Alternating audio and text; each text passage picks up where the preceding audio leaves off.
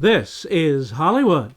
Matías Bombal with you. Warner Brothers brings us The Intern, the latest from director Nancy Meyers, who has made memorable movies since 1980's Private Benjamin, starring Goldie Hawn. Now, the most iconic of actors in the movie's modern era, Robert De Niro, returns to comedy in a movie that you'll really enjoy. Anne Hathaway is Jules Austin, founder of an e-business startup that is growing and successful. Her headquarters are in a repurposed building that used to print telephone directories, which has the air of many famous real-life offices of places like Facebook and Google of today. Here, she learns of a project she approved that seems to have slipped her busy mind. Hey, I need you for 2 minutes uninterrupted. Okay. Remember a few weeks ago we talked about the senior intern program? No. Really? We had a whole big conversation about it. We did? Okay, remind me, seniors in high school or college? No. Seniors in life, older people. Hold on, what? I told you I felt like we needed to do an outreach program. You definitely seem to be liking the idea, so I set it in motion. It's gonna be great. Hold, please. You're hiring senior citizen interns?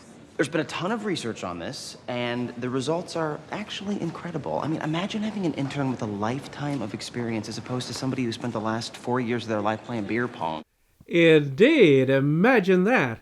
That was Andrew Rannells with Miss Hathaway, and that idea of the beer pong skill set compared to a lifetime of work experience is what's at the heart of this movie, along with fine examples of humanity at both ends of the spectrum, separated by years of life.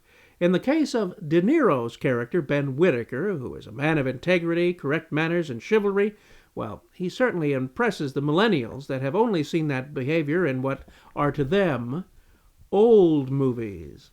Here he's able to give some advice while staying on top of what goes on in the office. We should go over. First of all, click. Hey, look, here she comes. Watch how she won't even. Hey, Beck, what's up? You look really nice. How long can a woman be mad at you for? Well, it kind of depends on what you did. Well, first of all, nothing on purpose. We were going out for a minute.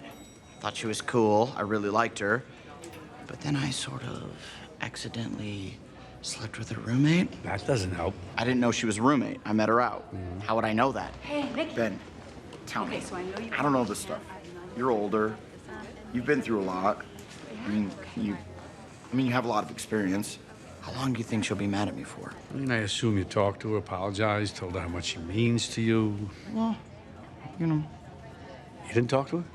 What'd you do? Send her a tweet? No, of course not. I texted her a billion times. She didn't answer. So then I emailed her, but it was like a nice email. It was a long one, well thought out. Subject line, I wrote, "I'm sorry," with like a ton of O's. So it was like, "I'm sorry," with the sad emoticon where he's crying, the side of its little cheek.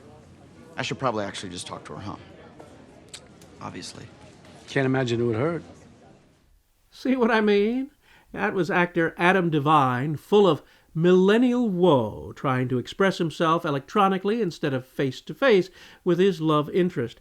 It is De Niro's face, more than what he says, that shows the obvious path of action.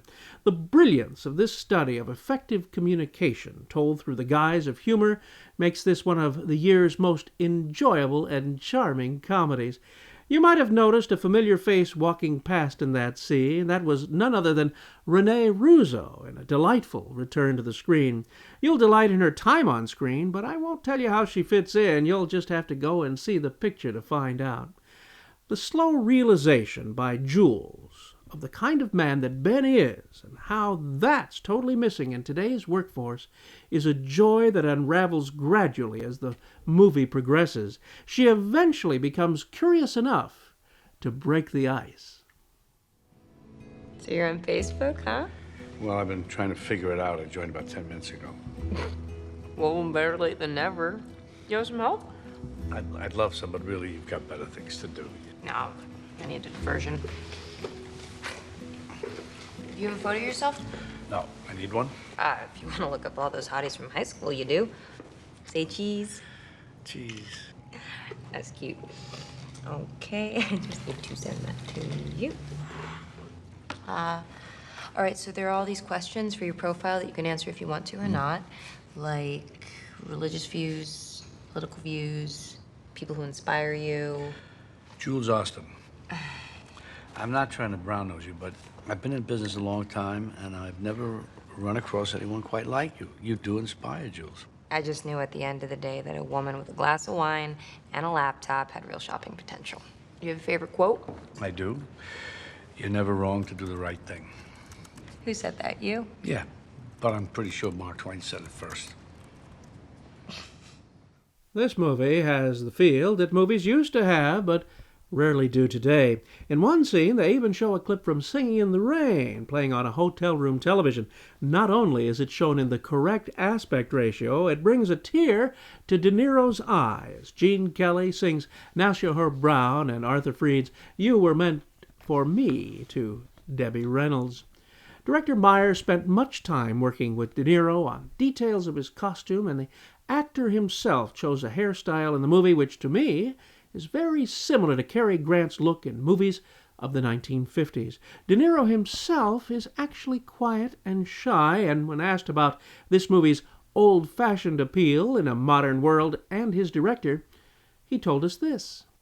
Well, this kind of movie, that's the kind of film that Nancy does. It's a very, in some ways, classic Hollywood comedy, if you will, and traditionally not of the past, but kind of in a way, when those things were emphasized, and good taste and this and that and all, and sort of things, the whole picture, no pun intended, the whole whatever, gestalt, whatever. And so that's what it is. And that's kind of nice to do that and fun to do it, because it does represent an old, I don't even want to say older, another time of movies that are pretty much not around much, not around often, if at all, I'd say. Some, but not much. Thanks, Mr. De Niro. I agree with the beloved actor and encourage you not to miss the most charming comedy for all ages that you may see this year. So much is profoundly right about this movie. You'll respond to its truth reflected in your own life, no matter what your age may be. The Motion Picture Association of America has given this a PG-13 rating. This is your pal, Matías Bombal, bidding you a fond farewell.